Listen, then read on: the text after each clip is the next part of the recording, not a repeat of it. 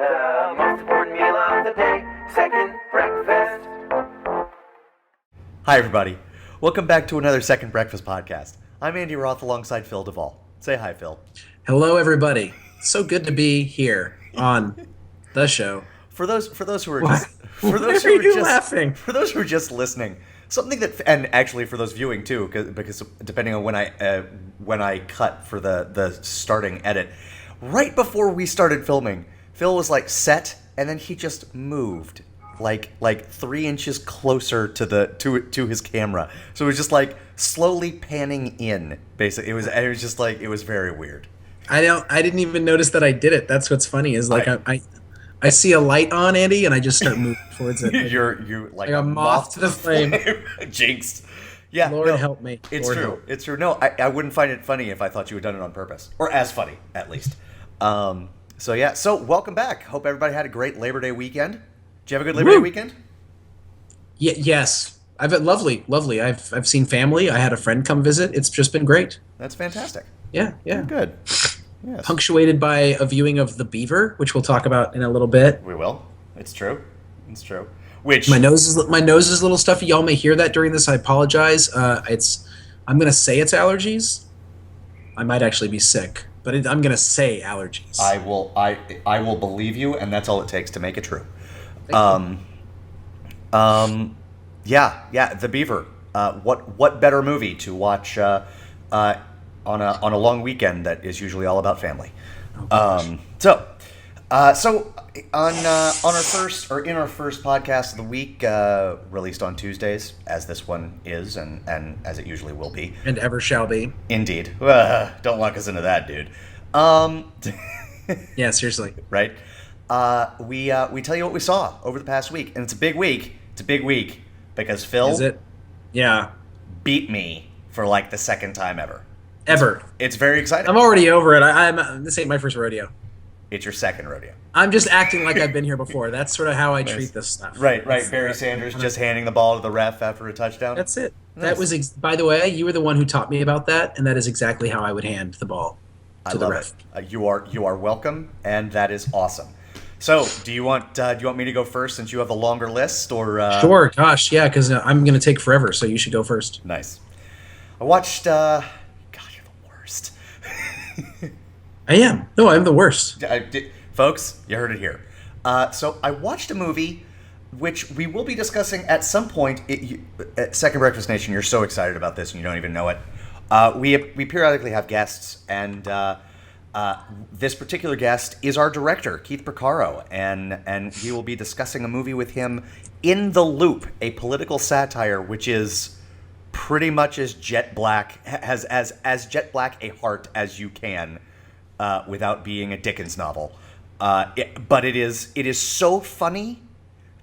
It is so relentlessly funny and smart. Phil, I want you to tell me. I'm telling you this now, and I want you to tell me if you experienced this even for a moment. I tried to stop myself from laughing because if I laughed, I would have missed the next funny thing. I completely understand that. So completely understand that. It is. I mean, the stuff that comes out of this one particular character's mind, mind and then mouth is just. I mean, we will be able to quote maybe 3% of the lines on our family podcast. Right. Oh man, is it worth it? I've heard that the guy who wrote that is also the guy who created Veep, I believe. Is that correct? Sure. And which is amazing because apparently in real life he doesn't curse or swear. Fascinating. Okay. Yeah. He's like, just because these people do doesn't mean I have to. Nice. It's like, he's like, just because he's like David Chase didn't go out and kill people mafia style, you know? I mean, that's true. It's still weird. I mean, No, I agree. He was doing an interview with Andy Greenwald on Grantland.com or something like that. I think that's what it was. Either that or I think that's what it was. And and he was like, "Oh, I don't actually cuss." And the guy was like, "Well, this is going to be a weird interview then." But anyways, so In the Loop, excellent movie, highly recommend it. The Spectacular Now, it is. It's a perfect movie. It's a perfect movie. It's wonderful. There are multiple people in that movie that deserve nominations for whatever they can be nominated for. Right. And for those, because I have heard rumblings, Second Breakfast Nation, I trust none of these rumblings came from you, that Kyle Chandler, while he is very, very moving as, say, Coach Taylor in Friday Night Lights, he always does basically the same thing. False. See this movie and try and say that with a straight face. I would say those are people who haven't seen a lot Argo, haven't seen King Kong. His performance in King Kong is hilarious. Hilarious. The Kingdom, he is different in everything he does. And just because although there is a moment in The Spectacular Now where he actually says, "Let me tell you something."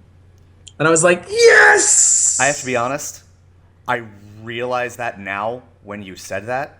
Yeah. But I didn't realize that when he said it, and that's how sure. different it is. You know what I mean? Because every time he says it on Friday Night Lights, I'm like, ping, ping. You're like, tell me something, please. Right? Please, I will. Yes, Coach, I will let you.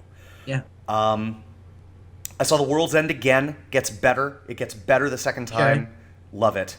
I saw The Beaver for Project Melway, which we, as you said, will discuss in a little bit. Does that get better the second time, Andy?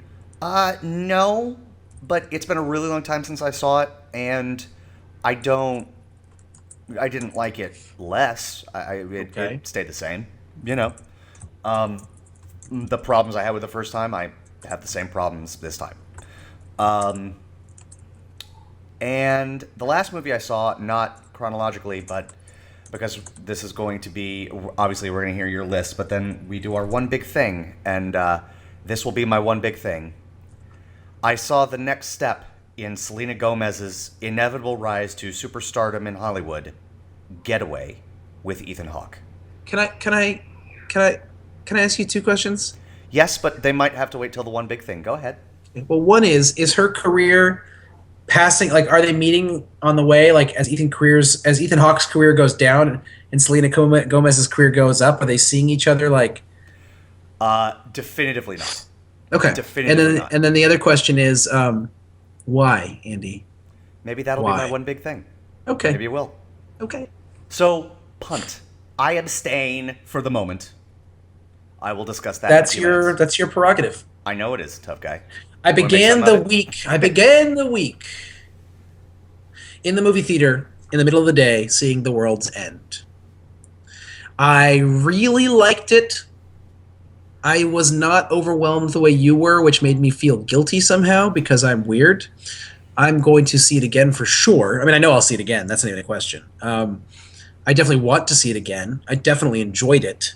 I need to think about it. The next movie I saw, I didn't need to think about at all. Hold on Yes? Hold on a second. Yes. We need to talk about that just very briefly. Please.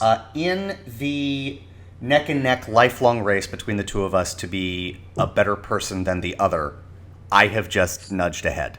I'm just letting you know that now. I am definitively now a better person than you are. I'm sorry to have to tell you this in front of the entirety of Second Breakfast Nation, but yeah, I'm up. Because you love a movie. You love a movie better than I do. Yep. Okay. No. I love this movie better than you do. In all seriousness, Phil, I cannot wait for you to see it again. It is better the second time. You and I have talked offline about this. I fully anticipate you will end up loving it because even more than Shaun of the Dead and Hot Fuzz, it rewards repeat viewings. It is so layered. It's a little early for you to say that, though. You've only seen it twice. Okay. You've seen Shaun of the Dead like 15 times. Okay. Okay. And every time I see Shaun of the Dead, I find something new. But none of them completely changed the way I looked at the movie the way this time did with The World's End. Did you notice when you watched The World's End that in the soundtrack they actually had the sound that if you were listening to a CD player or a radio back in the day and your cell phone was about to ring, you'd hear the interference in your CD player? Do you know that sound that I'm talking about? I don't, but I believe you. Yeah, that was added to this. I could hear it in the soundtrack. Awesome. Yeah, they did some really cool stuff with the soundtrack. I liked it a whole lot. I know. But yeah, okay. I'd have to look. I don't know. I'd have to look at my list of the movies I've seen this year to decide if it made my top 10. Whereas for you, I think it's just a no-brainer. It's top 5 easily. Right. Easily. I wouldn't change a frame of it. I wouldn't change a frame. Well, I don't ever think in terms of if I change anything. I'm just I mean that metaphorically. Okay. Clearly. The metaphorical frame change? Yes. Like, Okay. I wouldn't change a thing, is what I'm saying. The movie that I know for a fact immediately, viscerally, I reacted to was the next movie, which is The Spectacular Now, which you also mentioned. Oh. And I echo everything you say, and I saw it before you, which makes me a better person than you. And it was just, it's a glorious movie. It really is. If there are Oscars for best underage drinking, it might win that. Might. If The Nick next does an movie- Oscar for that, The next movie I saw was a movie that I've been hanging on to for a while, but never got a chance to see it. Now I've seen it. It is a movie called The Sugarland Express, which was a Spielberg movie from 1974 with Goldie Hawn and the guy who played Richard Peck in Ghostbusters. William Peck, Atherton. the bad guy, William Yeah. Atherton. Yes. And really good movie, good old chase movie, darker than I expected from Spielberg, frankly. I am going to miss him. Can we get him a fruit basket? Yes, it's true. This man, never mind. So, Sugarland Express, and then the next day I saw a movie called The Sapphires. The Sapphires is a movie set in Australia with Aboriginal gospel girl singers and the Irish dude from Bridesmaids, whose name I cannot remember. I'm sure you know it off Chris the top O'Dowd, of your head. I think. Chris Yep. O'Dowd, See, I think? I knew you'd know it. I'm here for you. So Chris O'Dowd, who is adorable in this movie, he is an adorable drunk jazz keyboardist. I can't see him soul pulling that musician. off at all. I can't see him pulling that off at all. You might remember him from his turn as an adorable stoner in This Is 40 or an adorable cop in Bridesmaids. That's right. That's right. Or that adorable guy on the HBO show. That's his job. This movie, he's adorable. He's fantastic. I quite like him. The movie is great. It's set in Vietnam without being a Vietnam War movie. Nice. In case you were wondering if Australians were racist, they are incredibly racist. Or at least were at some point. Maybe they're all super advanced now, but like they actually had it written in their laws, according to this movie, that up until like the 70s, they were like Aborigines weren't counted as people. Awesome. They were registered as part of the flora and fauna of Australia. Oy. I'll let you sit with that for a second. Very briefly, here's something that's interesting about that. By then, I forget when it happened, but by then, there had been an Aboriginal winner of Wimbledon, Yvonne Goolagong. Oh yeah, is that right? Yeah, she was. Oh, she might be Aboriginal, but she's white.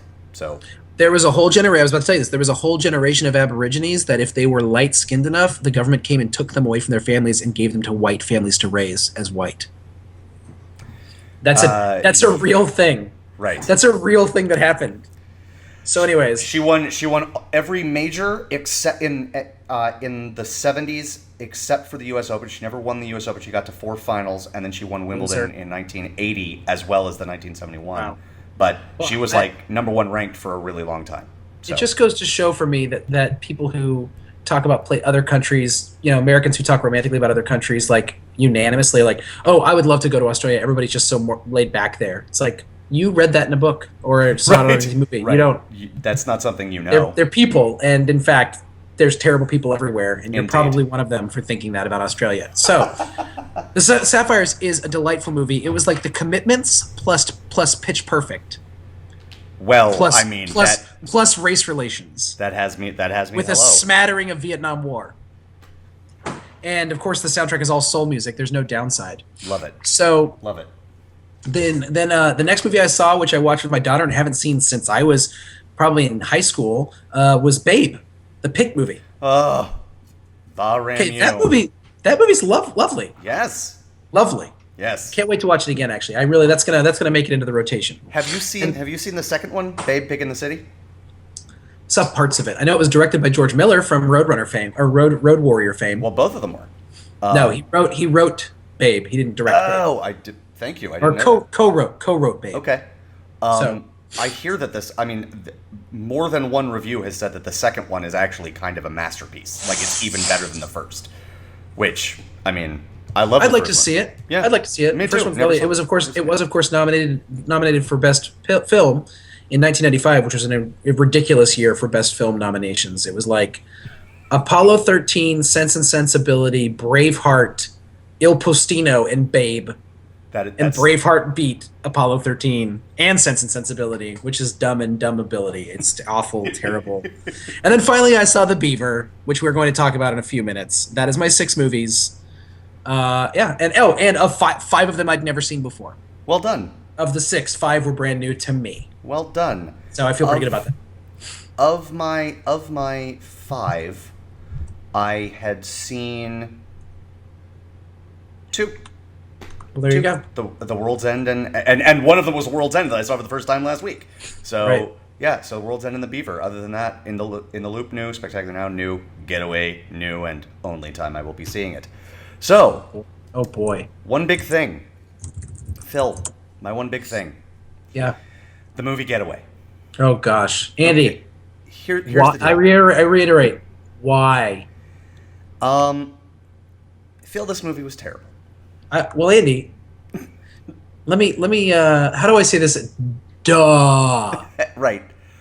There is value, I think, because, okay, look, certain things are true about me, all right? I am willing to watch Ethan Hawke, especially now, in just about anything. Okay, that's your prerogative. Thank you. I am willing not to watch him in anything, but the weirder the performance by Jon Voight, the more likely I am to see it. Case in point, Anaconda.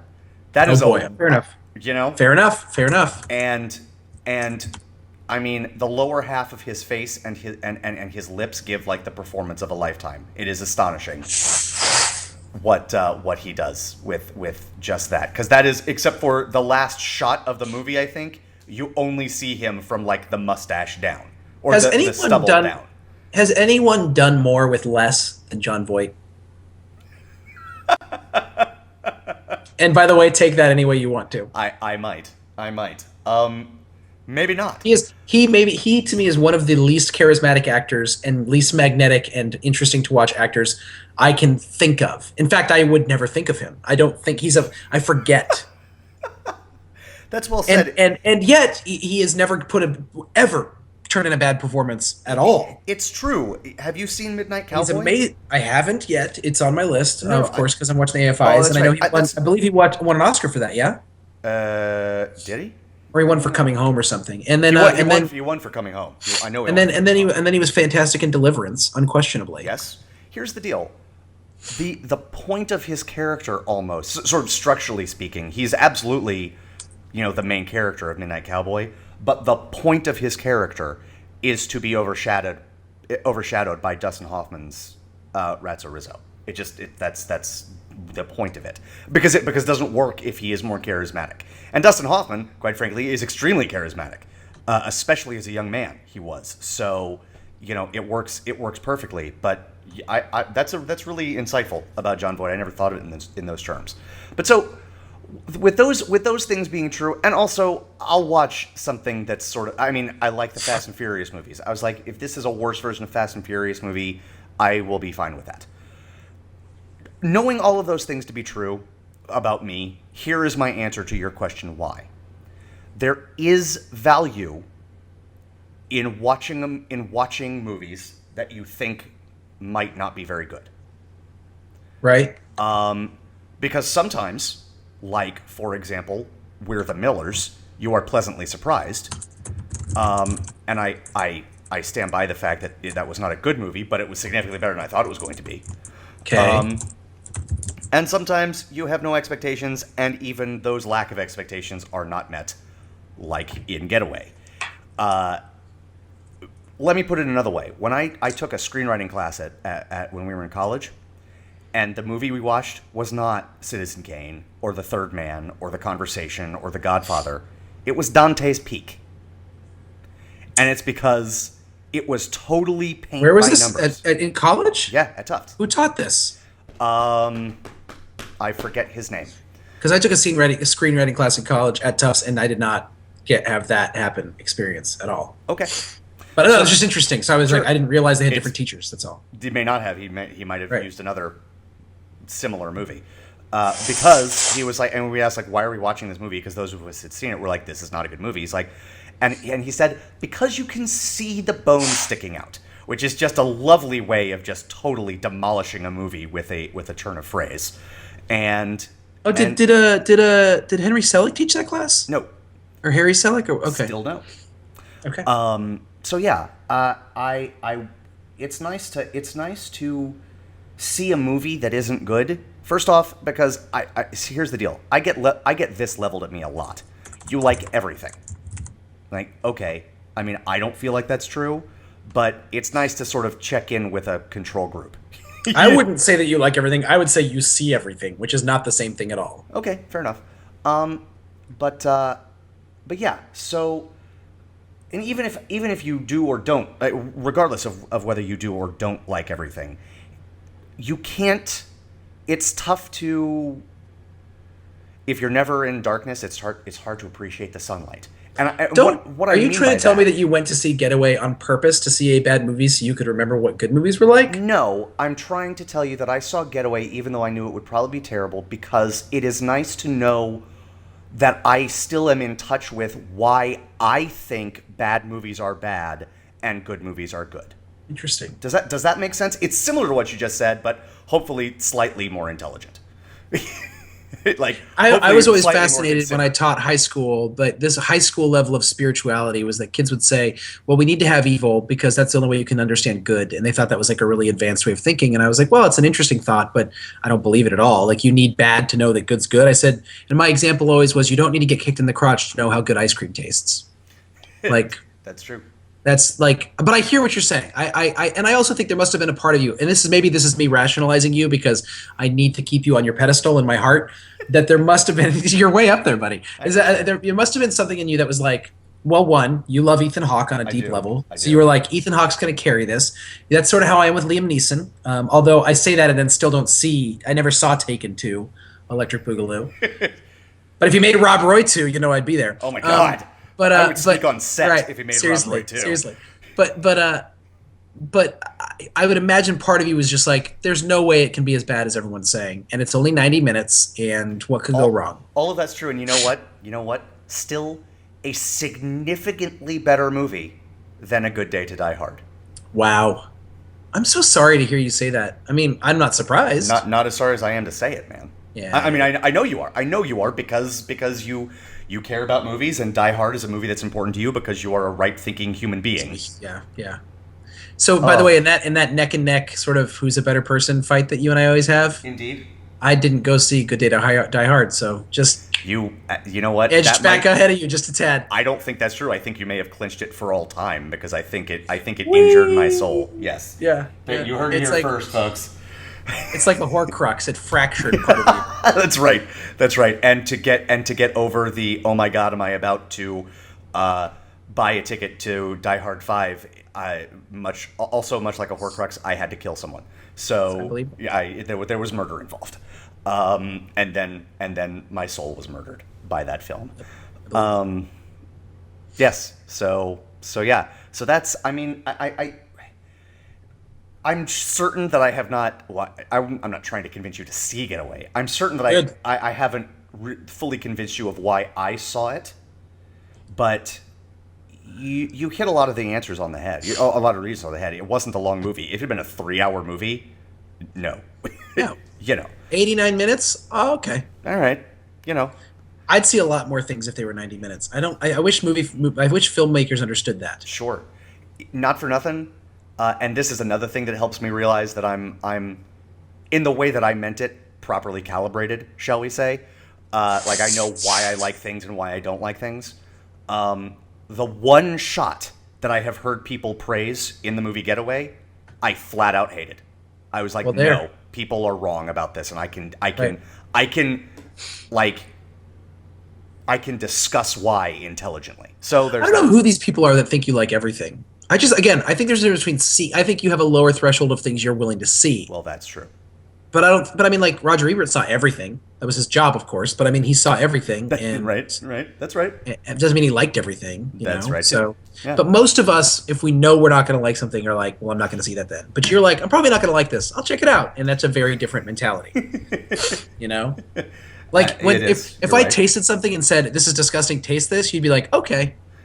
No. No, That's what it is. It's the cinematic equivalent. It is the cinematic equivalent, but strangely, I don't do that with like tasting stuff. Sure. Well, you do with movies though. It's right. Actual taste though, not metaphorical taste. Metaphorical taste is the only thing I'm interested in. So, my one big thing is children's movies. I saw Babe, and here's my thing specifically. Like at the very beginning of the movie, an animal dies. Several times in the movie, another animal dies in one part of the movie, and then at one point they almost kill Babe. Yep. Spoiler. And I was watching it with a few people, including a 6-year-old kid, who got up and ran out of the room, going, "I can't watch this." Woof. Okay. And I was like, "At what point is this movie rated?" Well, guess what? Babe is rated. Babe is rated G.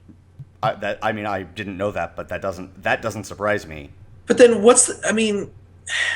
I guess what I'm saying is G to me is still like literally. I'm like, who can't see this? But apparently, it's like.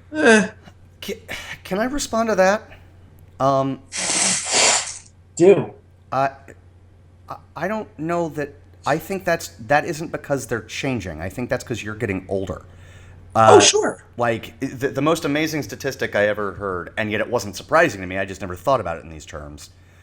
The first Disney animated movie ever that the main characters, both of the main characters, were present and alive at the beginning of the movie and at the end of the movie. Like neither one dies, and they're both, and you see them both, right? Because some they don't die, but they're just never spoken of, or like they left or died years earlier, right?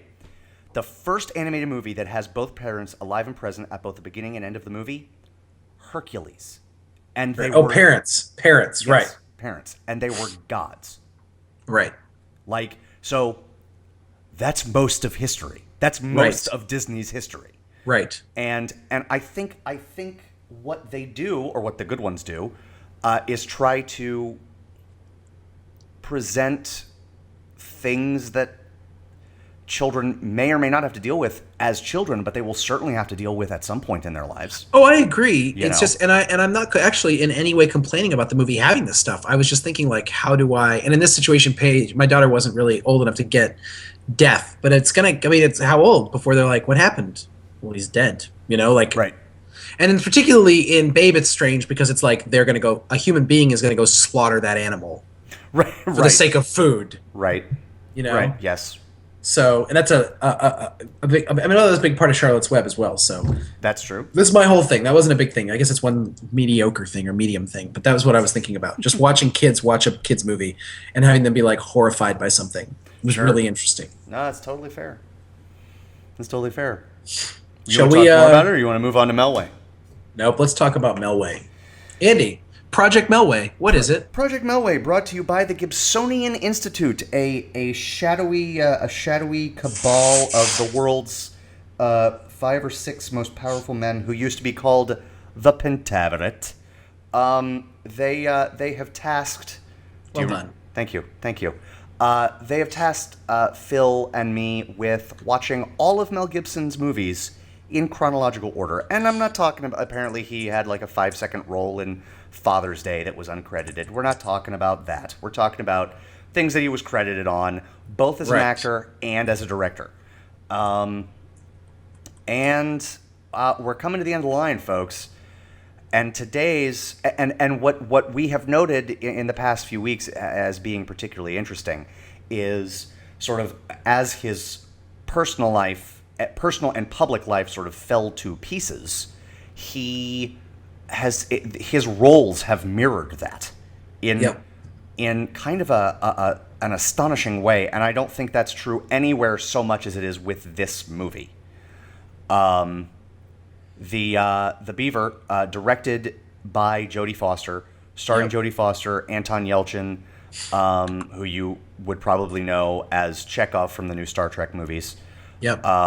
Jennifer Lawrence, who you know because you're a good person, and Cherry Jones, who I love from a bunch of things, but I know her from Signs and as the president on 24. Yep. And you want me to go ahead? You tell us the plot, Phil. Tell us the plot. No, you tell us the plot, Andy, please. Okay. And let's be clear about something. This is it's not never played for laughs, but it is almost never played for laughs. This is played as a straight drama. A man who is in the throes of a seriously deep depression finds his way out through... He starts interacting with the world through a beaver puppet that he puts on his hand. And it is... But that talks with a Cockney British accent. Yes, about to say that. Yeah. Sorry. No. Right. He talks with a Cockney accent, and there's never a moment where you're like, these are the beaver's thoughts. Frequently throughout the movie, what you see is the beaver's mouth moving because Mel Gibson's hand is moving it, and you also see Mel Gibson speaking. Right, so he doesn't do any ventriloquism or anything like that. Right, and there's no magic in this movie. It is Mel Gibson doing a Cockney accent. The only magic in this movie is Mel Gibson's performance. Well put. Thank you. And it's just sort of about that, and how this man's depression and how this man's depression has affected his family, and frankly how this particular coping mechanism, which does help him, affects his family, because it works, but it doesn't work completely, or it stops working as it stops being a coping mechanism and starts being yet another crutch. Right. And that's what I have to say about the plot. Okay, can I start with the most important thing in the world? Please. How did no one tell me Jennifer Lawrence is in this movie? Oh my gosh! I had no idea. No one told me. You know how I heard about it. I hadn't read about it. You know how I think about it, and this is astonishing. I'm pretty sure this will never happen again, and I'm astonished it happened this time. This movie is so freaking weird that it overpowers everything else. I also think it was before she was... I think she filmed this before she was nominated for an award. It was like before she became Jennifer Lawrence. Before Winter's Bone. That might be true. Or it might not be before Winter's Bone, but it's definitely before the nomination for Winter's Bone, I think is what I'm saying. Sure. What I'll say is this. I saw it after that. So... Sure. No, but that's my point. Like... I don't know. I guess my point is, how did I not know she was in this? Like, when people talk about Jennifer Lawrence, I also think people are too busy because The Beaver is the Mel Gibson thing more than anything. No, you're absolutely right. But what I mean by that is, that's, for example, why I didn't tell you as we were getting ready to watch this movie. You know what I mean? Like, I guess. Because when I watched it, I knew who Jennifer Lawrence was. And she is marvelous in this movie. She is, actually. I mean, there's not a bad performance in this movie. First of all, she's marvelous in everything. I agree. So, that doesn't mean you shouldn't champion when she's marvelous. I agree. Okay, fair enough. You know what I mean? enough. Yep. I mean, you know. So I want to hear your thoughts on this movie. That Jennifer Lawrence was in it. Can we talk about that for 25 minutes? No. Okay. I love her. Oh, just to be clear, just to round out, not that we have to stop talking about her character is... She's a cheerleader, by the way. She's a cheerleader. And valedictorian. She's a valedictorian cheerleader. Okay, that's actually a perfect entry to this movie. She's a valedictorian cheerleader. Here's the deal about... And who looks like Jennifer Lawrence. Here's the deal about this movie. Let me just start here. Please do. This is not a good movie. Interesting. Okay. It's not a bad movie. Okay. But it falls prey to a lot of things that movies... Okay, so here's an example. First of all, every time the teenagers were talking, her and Anton Yelchin, I was like, nobody talks like that. And they did stuff like her watching Mel Gibson's character on the television on a talk show while on an elliptical machine at a gym. She's a 17-year-old. She goes to the gym at school, or not at all. You're right. You know, because teenagers don't work out; they just have perfect bodies. Those get ruined in their 20s. That's what college is for: is to make girls fat, and then they have to go to gyms for the first time ever. That's the point of college, as far as I understood it. You just moved. Could you just list your address so people can send you the hate mail? I'm just saying that a high school girl on an elliptical machine at a gym watching a talk show is like a shot of the reaction shot that could have happened for an adult. Yes, I totally agree with you. That shot was ridiculous. There's so many things like that though, like the way that she'd be like, with all these lines, she's like, "Are you asking me out on a date?" And he's like, "Maybe I am." She's like, "Pick me up at 7." No. First of all, she'd have to be like, "Let me go home and ask my mom." period. Or they'd be texting each other this whole thing. By the this way, is not only is that true, like maybe some of you are out there like 17-year-olds don't always have to ask their mom, but this particular 17-year-old, because of things you learn in the movie, would absolutely have to ask her mom. Yep. Yeah. I want to say that I watched this with some friends, and specifically during every teenage scene, almost every line that every single one that Anton Yelchin and Jennifer Lawrence uttered, you could say the phrase afterwards. That's what she said. That's what she said. That's what she said. If we did a drinking game where every time I was able to say that's what she said, and it was plausibly funny, even if it annoyed you, we would have been smashed by 15 minutes into this movie. I would have had alcohol poisoning by the end. Literally, there was like this whole conversation between the two of them halfway through the movie, where literally she'd say something and I'd go, "That's what she said," and then he'd say something and he'd be like, and my friend would go, "That's what she said," and it was, it was like, and it worked. It wasn't just us being funny, although it was, we're hilarious. It was literally, that's how I thought the dialogue was so stagey, so movie written, so like. In a way that but not self-consciously. We also watched the end of Kill Bill last night because why wouldn't you? And that movie is so written. It feels so written, and the whole monologue. There's monologues in it, and Keith Carradine's monologue when he's telling, or David Carradine's monologue when he's telling Kill Bill's monologue when he's telling Beatrix why she's Superman and all that stuff. Oh yeah, that's a movie monologue. Oh yeah, and it feels like a movie monologue. But they pull it off. But this movie feels like it's trying. Yes. This whole movie feels very written. Yeah, that's true. And not in a way that I really appreciated. Listen, it goes for broke. It goes all in. This movie shoves all its cards on the table or all the chips on the table and pushes it right to the center and goes, "We're going to give you everything we've got." Yep. And so while it's not a good movie, it is a very ambitious movie. Absolutely. A very creative movie. Absolutely. And you cannot fault this movie for trying. And that's damning with faint praise, but really you get the sense that these people really wanted to make something special here. And the fact that I think they didn't does not demean the effort. It is a failure, and it might not be a noble failure exactly, but in terms of trying to do something that isn't the same old Hollywood thing, it is absolutely a noble failure. Right. I think that's really well said, Phil. I agree with everything you just said. Well then, good. Well, we're done. See you next time. Let's fight about it anyhow. So I will argue with you for no reason. Right. Let's talk about the thing that is just undeniably good, and that is the acting. And let's start with Mel Gibson. Oh my goodness gracious, yes. This is if the movie was, two things needed to happen. One, if the movie was just better. Yep. And two, if Mel Gibson wasn't at this point just universally hated. Yeah. This would have been a no-brainer Academy Award nomination.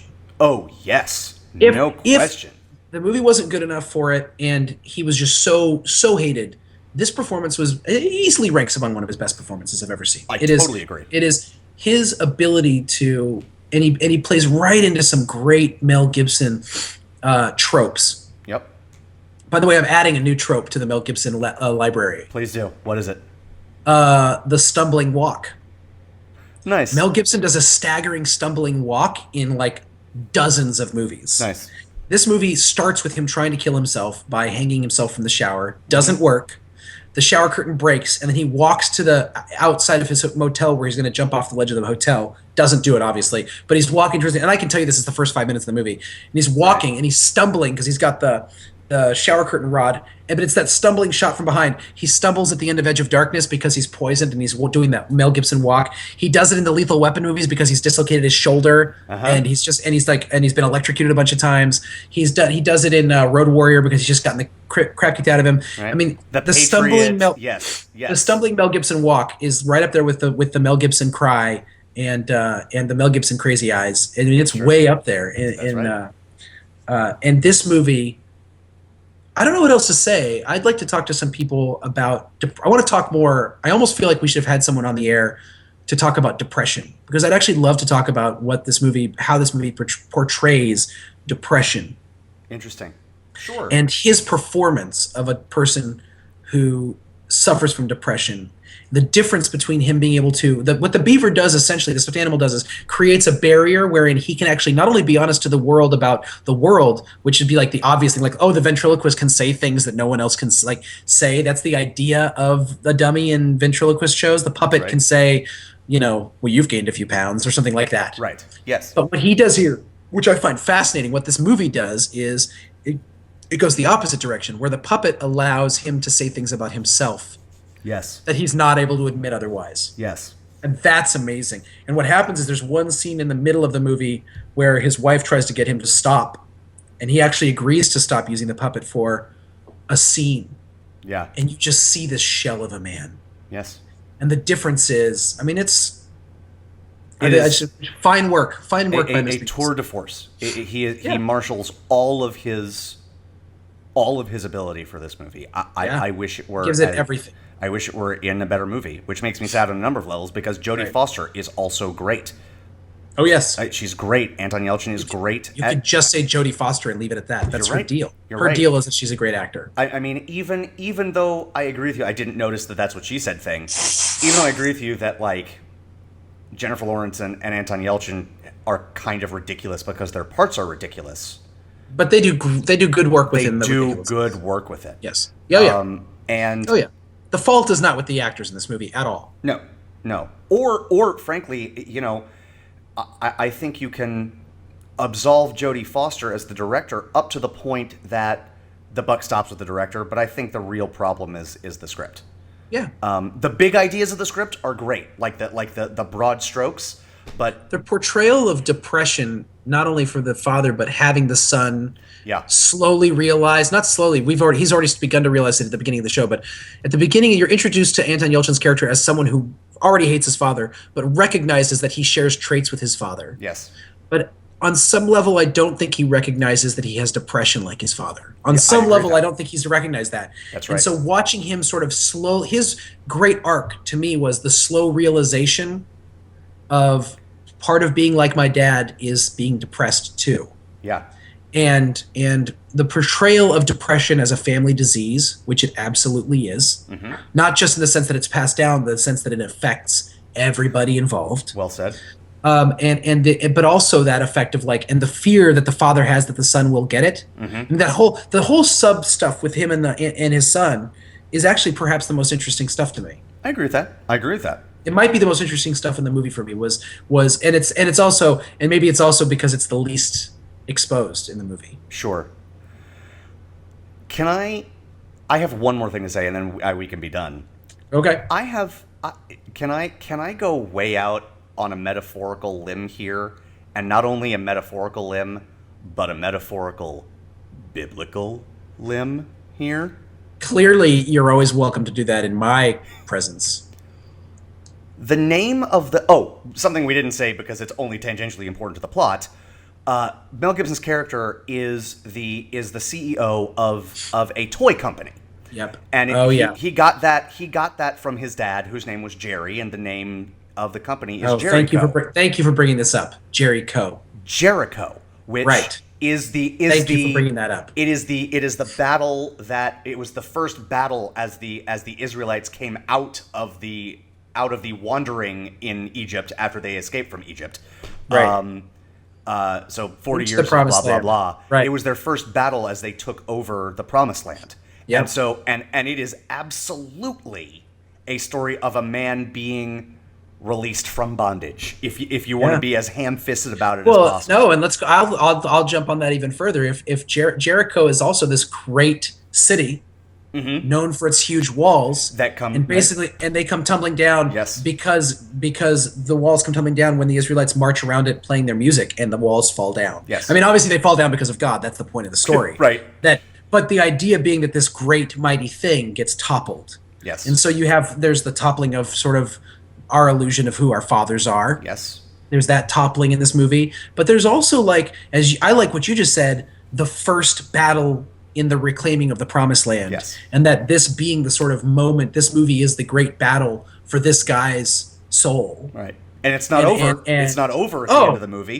The movie is not. No, in fact, at the end of the movie is when you see him sort of starting to go into group meetings and like Right. start to take some of this stuff Right. seriously. And Yes. that's interesting. That's really interesting. I did notice that the place was called Jericho, but then I was so distracted by the fact that he was having a beaver on his hand that I Right. forgot. Mostly, I was distracted by the fact that Jennifer Lawrence was in this movie, and the whole thing with her painting the graffiti on a piece of paper and then him taking it down and re-putting it in his. It's stuff like that like that's not how real people are. That is not how like.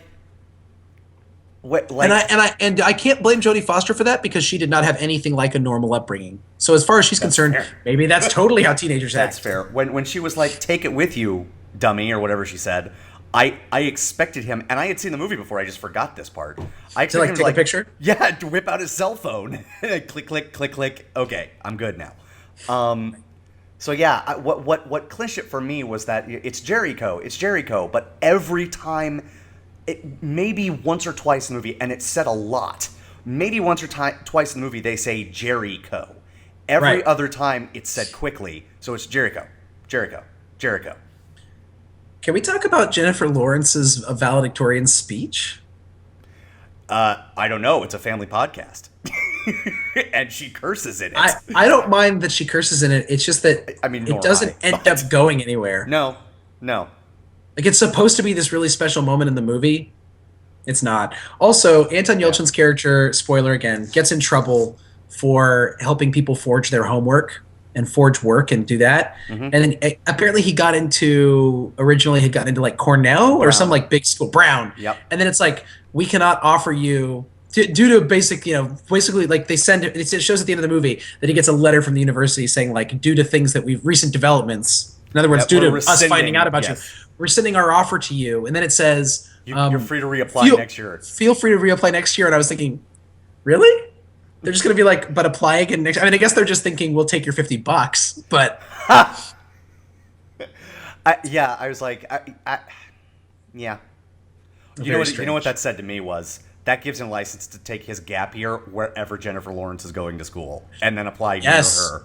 Yes, which he should be doing anyway. Right. He should be saying, no, thank you, Brown. I have a girlfriend who looks like Jennifer Lawrence as a valedictorian cheerleader. Speaking of which, I mean, I think watching this movie on the heels of The Spectacular Now and seeing teenagers just being portrayed in a way that even if I didn't know those particular teenagers very well in my life, it felt so authentic to and within the realm of what a teenager was capable of doing. Yes. And by the way, if you were a college admissions counselor and you got the letter that the kid from Spectacular Now wrote, wouldn't you at least get that kid to the interview level? Absolutely. Like, wouldn't you want to know what that kid was going to do in an interview?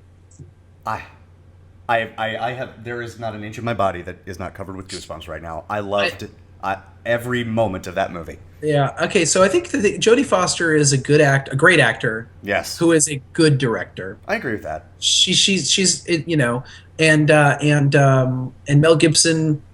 I mean, again, I will never watch this movie again. The puppet was amazing. It's true. That is true. But I will never watch this movie again. I don't think, not on purpose. But but I will. But I'm glad I saw it. And Andy, we're only one movie left. We are 1+ movies away, folks. Next, this is what we have left in Project Melway. Get the Gringo. That's it. Except for the fact that, as serendipity would have it, we're going to take a few-week hiatus, and then in October, Machete Kills comes out, and he is playing the bad guy. So I find it just impossible to believe that Phil and I won't be seeing that and then discussing it in a special edition of Melway. But for all intents and purposes, folks, next week is it. I'm imagining the week after we're going to have to do like Melway Awards. Yes, that is absolutely what we will do. That is precisely we have to. Yes. So look back. When I say Melway Awards, here's what I mean, folks. Like best Mel performance, worst Mel performance, most beautiful, and this would be an almost impossible category to decipher. A most beautiful co-star, best movie he was in, stuff like that. So if there is something you want us to consider as an award, email us at secondbreakfastpodcast, all one word, at gmail.com. Secondbreakfastpodcast@gmail.com, all spelled out. We want to hear from you. And it was this, I don't know. I feel a little bit like James Whitmore in Shawshank Redemption. You know, whatever his name was here. Brooks was here. Like, just like, what are we going to do? We're institutionalized, you know? Yeah, seriously. Like, I'm going to watch, I don't know. I'm going to start from scratch. I'm going back to the beginning. Nope. Summer City, baby. Summer City. Spoiler, whatever. Summer City isn't winning an award, whatever the award is. Except for possibly most forgettable. Except I think Attack Force Z might take that anyway. Right? Yep. Right? Yeah. So yeah, folks, are we done? Are we done with the Beaver? I'm done for now. I think I'm done too. We'd love to hear from you about your thoughts on this movie if you've seen it, on depression if you have something to add. Seriously, this movie raises bigger questions than it ends up being able to tackle. But again, noble failure, not just a failure. Yeah, definitely. Can't believe I saw it twice. Won't be seeing it again, but not sorry I saw it either time. Understood. And again, next week, get the Gringo. So that'll do it for this installment of Melway, Project Melway, brought to you by the Gibsonian Institute. And that'll bring us to the end of this podcast. So that'll do it. We are Second Breakfast. That is Phil Duvall, and I am Andy Roth, and we will see you again later this week. Bye-bye. Bye now.